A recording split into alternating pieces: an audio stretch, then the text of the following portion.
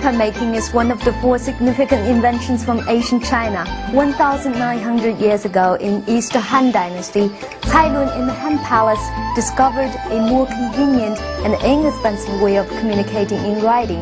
That is, to write on a special material that he made out of tree skin, hemp, rag, and fishing nets. This new material was called paper.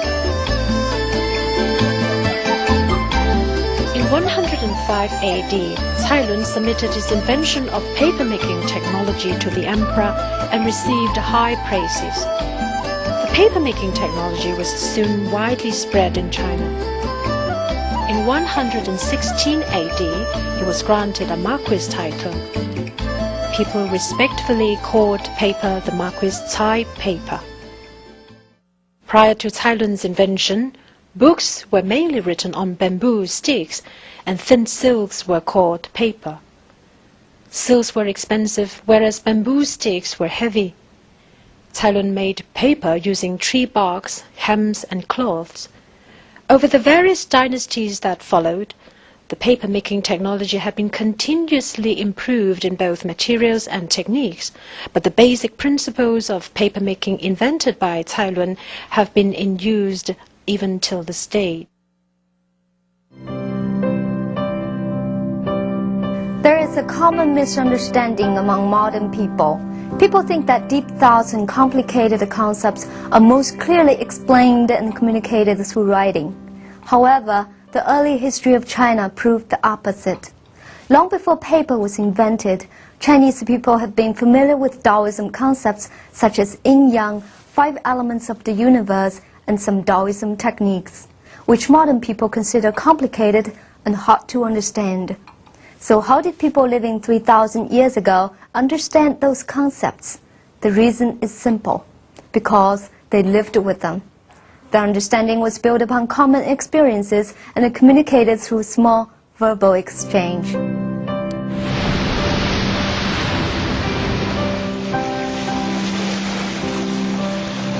After the Great Flood, the Earth's continental plates drifted and human civilizations started to appear one after another along rivers in ancient Egypt, Rome, India, and China.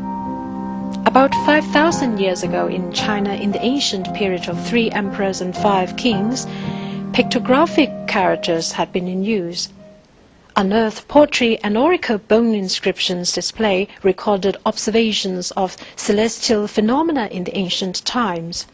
For example, this piece contains documentations of observations of the sun, the moon, and mountains over 4,500 years ago, whereas this piece records a solar eclipse over 3,000 years ago, the earliest such record in the world.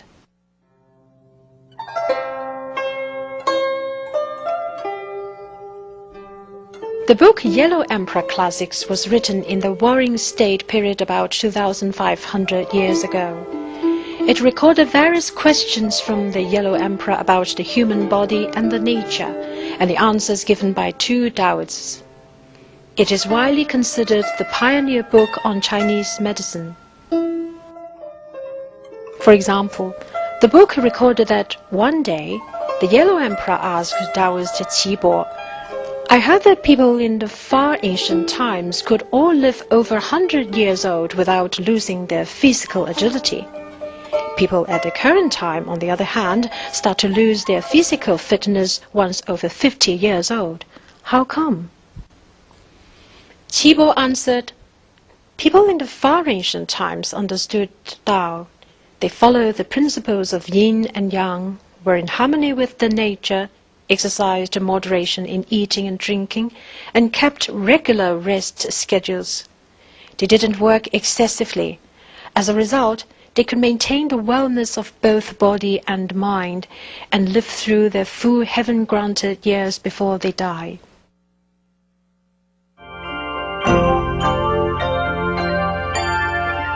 The Yellow Emperor invented the lunar calendar based on observations of the motions of the sun, the moon, and stars. He also predicted the changes of yin and yang in accordance with patterns of the 4 seasons in heaven and earth, and explained the reasons behind life and death.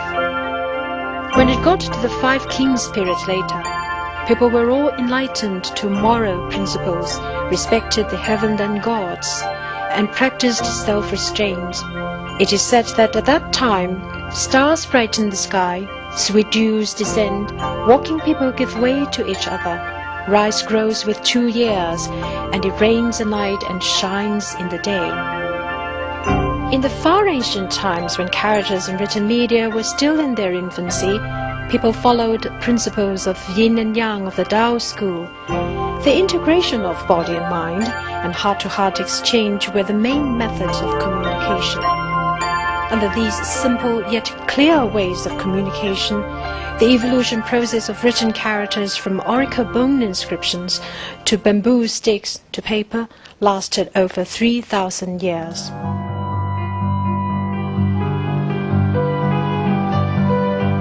In 1972, over 900 bamboo sticks and a thin silk with over 100,000 words on it were unearthed in Changsha, Hunan Province, China.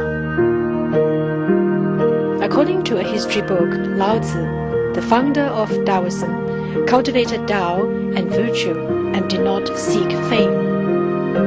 He lived in the Zhou state for a long time and left Zhou in 516 BC when he saw Zhou was going to decline. When he was going through a pass, the general that guarded the pass knew from heavenly signs that Lao Tzu was going to arrive soon. He showed enormous respect for Lao Tzu and sincerely asked him to write down Taoist teachings. Lao Tzu then completed the 5,000-word book, Classics of Tao and Virtues, and then went into recluse. 2,500 years later, Lao Tzu's entire book with its 81 chapters reappeared on the thin silk. This made both Eastern and Western scholars to marvel. This is so far the earliest thin silk media. Bamboo sticks and thin silk had been in use throughout the Qing and Han period. At that time, the books of a scholar could easily take up 5 cards. It is said that Emperor Qin Shi Huang would personally read and approve per day official reports totaling over 60 kilograms in weight. 120 Jing files per day to read. Maybe it was time for a change. After all, paper was needed. Now let's see how paper was made in those early days.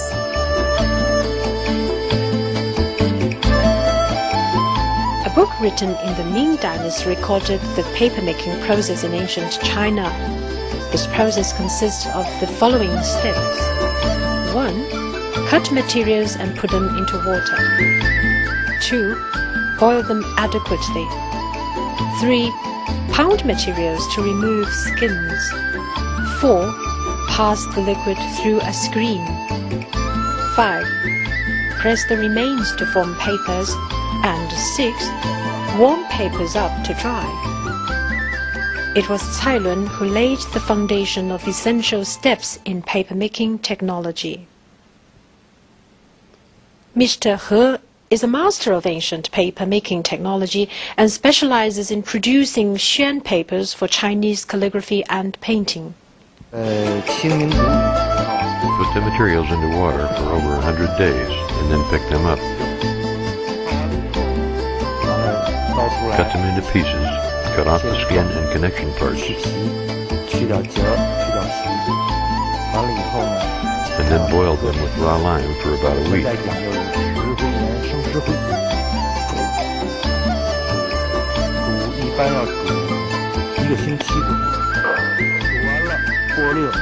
After that, wash them with water and grind them.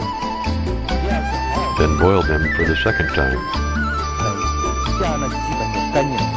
Now they become basically clean with only pure fibers.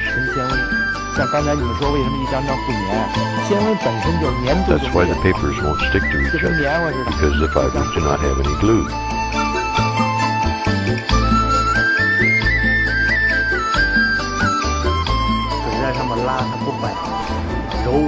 You won't easily break it when you stretch it, and it is very flexible.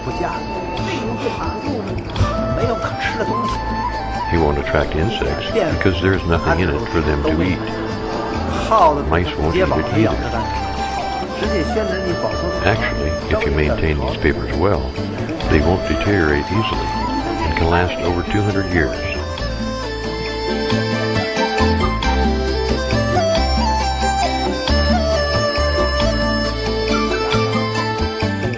This is the paper framing plate for squeezing the water out of the paper and making it dry.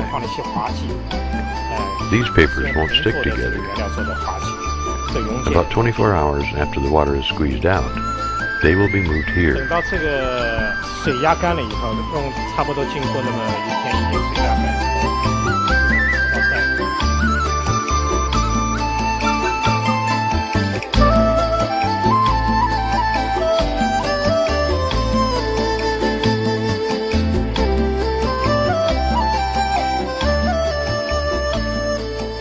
When paper making became common in China, Buddhism was also spread to China. Naturally, paper was largely used to record Buddhist scripture. This in turn sped up the spread of Buddhism. Buddhism soon entered its prime in China. Was this a coincidence? We don't know. But the highlights of China's cultural development oftentimes came through many of such coincidences. In 111 BC, the Han Emperor established Dunhuang Prefecture, which became an important gate to the Silk Road.